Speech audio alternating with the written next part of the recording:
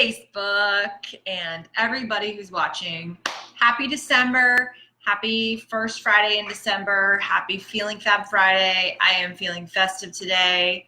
Say hello to my beautiful pocket poncho. If you don't know what that is, you don't know what Grace and Lace is, and you should check it out because I'm a fan. Also, hello from this guy, because who doesn't love a festive reindeer mug? I love it. Oh, my mom's watching. Hi, Mom. How you doing? My biggest fan, my one and only follower. Just kidding. Okay, so I posted yesterday about histamine intolerance, and I had a lot of you messaging me and a lot of you commenting that, oh my gosh, this could be something that I have. And I wouldn't doubt it, because it is, it's pretty hard to pinpoint, and it's pretty common, and there's not really a lot of talk about histamine intolerance. It's like probably going to be like a new wave of what you see people talking about in health lately coming down the pike. So let's talk about it. Let's do a little bit of a refresher. I spoke with you guys on the post about some of the characteristics of what histamine is. It is actually a chemical. It's a neurotransmitter that is involved in your immune response, obviously. It also helps with proper digestion, your central nervous system. It communicates important messages from your body to your brain. And again, like I said, the stomach acid which helps you break down food. So a lot of you will probably be aware of like a histamine response through allergies, which I had major allergies as a kid my whole life, asthma and allergies, and had that histamine response every time I was around animals. One time I got thrown into a horse bath in Bible camp, and I'm sure my mom's watching. I'm sure she remembers. I was like, covered in hives. And even like ever since I was a young kid, jumping on mattresses, I remember when I was a kid, my mom probably remembers this too, a mold was involved and I had a huge histamine response. So that's a common thing people think about when they think about histamine response as seasonal allergies or allergies. And people will talk about histamine medications, antihistamine medications, but they actually can contribute to the problem. So histamines can, it's typical to have that response when needed, but what happens is that there should be enzymes inside, your digestive system to kind of break down the histamine so it doesn't build up. And if for some reason you don't break down the histamine properly, it begins to build up and you develop what is called a histamine intolerance. So because this travels through your bloodstream, it's not just local to one area. It can affect your gut, your lungs, your skin, your brain, and your entire cardiovascular system, and all sorts of different symptoms that can be all over the board and really hard to pinpoint. So some of the symptoms, like I mentioned on the post, are going to be headaches, migraines, difficulty falling asleep, hypertension, vertigo or dizziness, accelerated heart rate, anxiety, nausea, vomiting, abdominal cramps, flushing of the skin, nasal congestion, sneezing, wheezing, difficult breathing, abnormal menstrual cycles, hives, fatigue, and tissue swelling. And the things that can really cause high histamine levels in the body are allergies, obviously, so those allergic reactions. A big component will be bacteria overgrowth, such as SIBO, small intestinal bacteria overgrowth, which I've spoken before on Feeling Fab Friday. So if you don't know what that is, you can go back and look at one of my videos on that. But it's basically an overgrowth of bacteria in the small intestine where we don't want bacteria. That's when things should be fairly sterile. So leaky gut can also contribute to a histamine intolerance, GI tract bleeding, and low DAO. Okay, so DAO, that's how you say it, is DAO, and it makes me think of like, I don't know, some sort of meditation word. But that is what is used to kind of eat up the excess histamine and kind of help get it rid of the body. And then eating a lot of histamine-rich foods, if you don't have enough DAO to process those, then you could start to have that intolerance.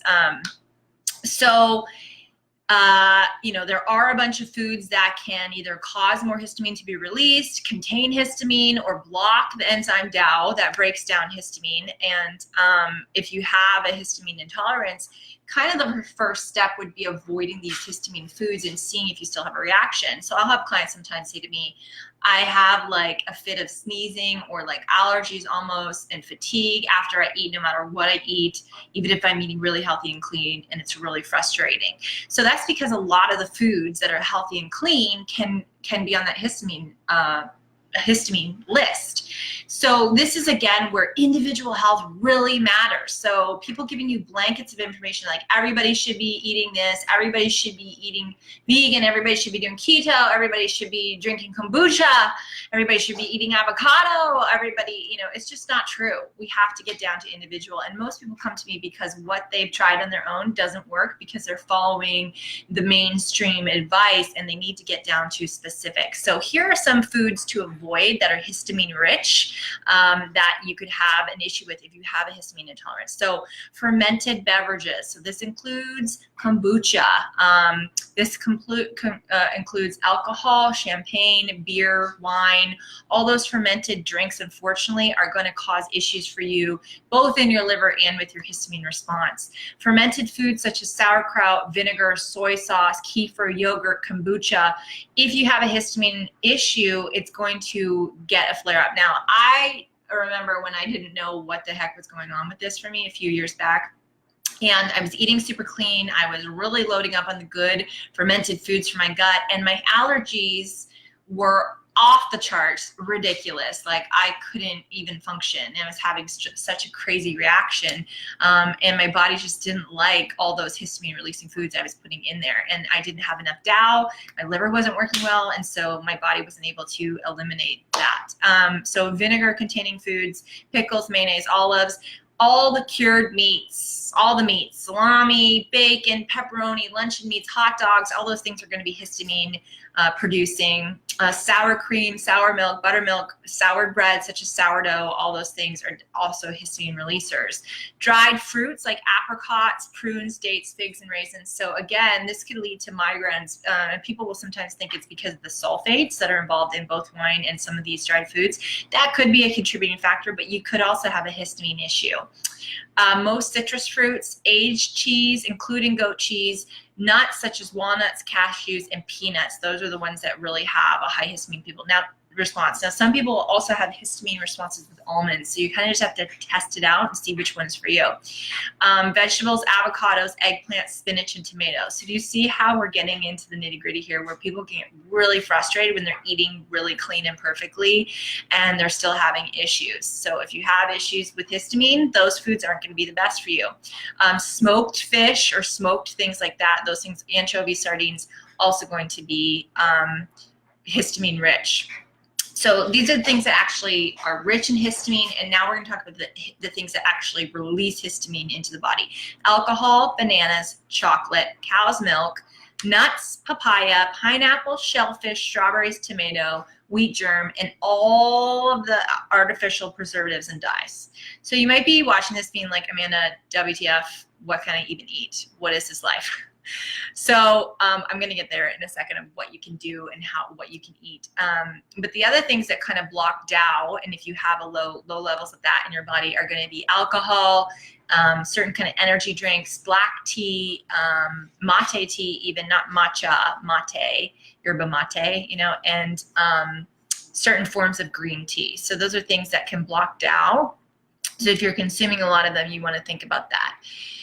Now, that was a really long list, I know, but let's talk about what you can eat if you have a histamine issue. So all the freshly cooked meats and poultry, obviously the fresher the meat is, the better it is for you. If you're getting it from a butcher, locally, farmer's market meat, all that stuff is going to be great. Fresh fish as well. Cooked eggs are not going to be a problem for you. Gluten-free grains, rice, quinoa, millet, amaranth, all those things are going to be fine. Peanut butter is one of those controversial ones. So pure organic peanut butter is said to be okay, but you just got to test this out and see what it works for you or how you feel after you eat it. Peanut butter can also contribute to mold issues and acne. So for me, I kind of just stay away. I do it once in a while as a treat, but I'm not like constantly loading up on the peanut butter. The fresh fruits that you can eat would be mango, pear, watermelon, apples, kiwis, cantaloupes, and grapes. Fresh vegetables, everything on the vegetable list is pretty much allowed except for tomatoes, spinach, avocado, and eggplant. Those guys aren't going to be the best for you. And avocado also has a hard time for if you're an O blood type being broken down that fat by the liver.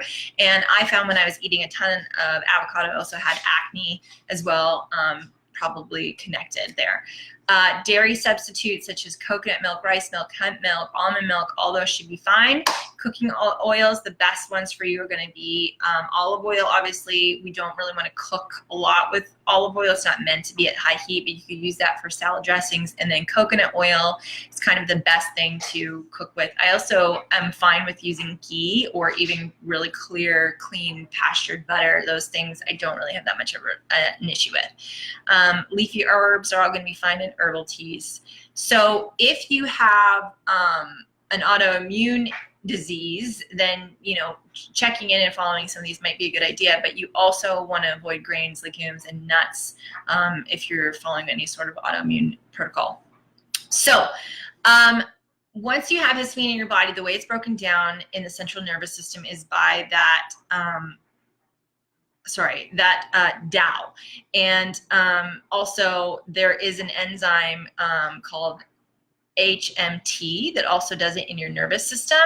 And then in your digestive tract, it's going to be DAO. So DAO is really the most important one to break down ingested histamine. So if you're deficient in that, you probably have these symptoms of histamine intolerance. So the causes, like I said, you're going to have gluten, if you have gluten issues, if you have leaky gut, if you have SIBO, if you have Crohn's, IBS, any of that stuff, you're going to have low DAO probably. Genetic mutations can also contribute to that. If you are eating a crap ton of DAO blocking foods, like a lot of alcohol, energy drinks, tea, all that stuff is going to affect you. The other thing that probably can affect you is going to be medication. So if you're taking a lot of anti-inflammatory drugs like ibuprofen, aspirin, those are going to affect you. Antidepressants, immune modulators, antihistamines, those actually can cause low levels of DAO. So even though they may be helping you in the moment with your allergies, they're actually contributing to the bigger problem of keeping that DAO not at a high level that it can break down histamine. So you want to avoid those as well as histamine blockers. So how do you test for this is the question. I'm a big fan of test, don't guess, right? So one easy way to do this is to really avoid high histamine foods for like 30 days and then reintroduce them one at a time and see how your body reacts. So there is a blood test you can do that can check your histamine levels, check your DAO levels, and a high, like basically look at the ratios, and a high ratio of histamine to DAO signifies that you're ingesting too much histamine and you don't have enough DAO to break it down. So, the other thing, like I said, if testing isn't an option for you, you could just try that low histamine diet, and you could add a supplementation. Histamize is one that I know about that can kind of increase the DAO and kind of see how you do with that. So that's not going to get to the root of the problem. Okay, so those are like band-aid issues. Let's take away the food and let's like use a supplement and let's do all that stuff. Really, we got to find out, why do we have this in the first place? That's what I do with all my clients. We got to get down to the root issue. Why do you have acne? Why aren't you losing weight? Why are you, bloated all the time? Why do you have gas? Why do you have these skin issues? Why do you have low energy? Instead of just band-aid approaches on the surface, we got to get down to the root. And most of the time, the root is found in a GI map in the testing that I do with my clients. So the main issue that I see connected with histamine issues is SIBO, okay? And that's small intestinal bacterial overgrowth. And the leaky gut, obviously. Any sort of gut issues are going to be contributing to that histamine. And so we want to test. We can see, I offer SIBO tests, I offer the GI map, and we can see what's going on in there, what's really the source of it, and then really healing that at the root, and then your histamine issues will improve once we get to the root issue. So I'm not going to go into SIBO, a big talk about that, but you know, one of the main issues that you would have if you have SIBO is a lot of gas, a lot of bloating, and it can often be misdiagnosed. So that's just a little bit for you about histamine issues. So I want to hear in the comments, or you can, hashtag mom life, getting chocolate all over a white shirt. That's what I get for wearing white. It was probably my chocolate. Let's get real. So if you have any questions about this, I would love to hear from you about it. If you want to know more about histamine issues, you can message me. I also offer free calls that you should take advantage of, where you can get on the phone with me. We can talk about your case, talk about what's going on with you, and see how I can best help you and serve you moving forward. But this can definitely wreak some havoc, and if you don't know about it, it can be really a mystery if you're continuing to have fatigue, headaches, you know, cycle issues, anxiety, troubles with sleep, and we can't get down to the root of it. So more often than not, the answer lies in that GI map and SIBO testing and checking out what's going on in your gut. It's literally connected to everything else. And obviously, I'm a big fan of the gut, the liver, and the adrenals. Those are the key to everything else in your body, your HPA access, all that stuff. So if you have any questions, I would love to chat with you and just remind you that you do not have to feel uncomfortable in your body. I want you to feel at home in your body. I want you to feel amazing so you can show up and rock your life, be present in your relationships, and not be distracted by this stuff, because it's annoying AF, okay? So let's get down to the root of it. Please, please, please take me up next week. I'm opening up my calendar, and this is the last chance for the rest of the year to get on the phone with me and chat about how I can help you feel at home in your body. So take advantage of that, lovely ladies. I hope you have a Feeling Fab Friday. If you're not feeling fab, let's talk. I will talk to you soon. Bye-bye. I'm going to save that, and then now, Facebook. Bye-bye.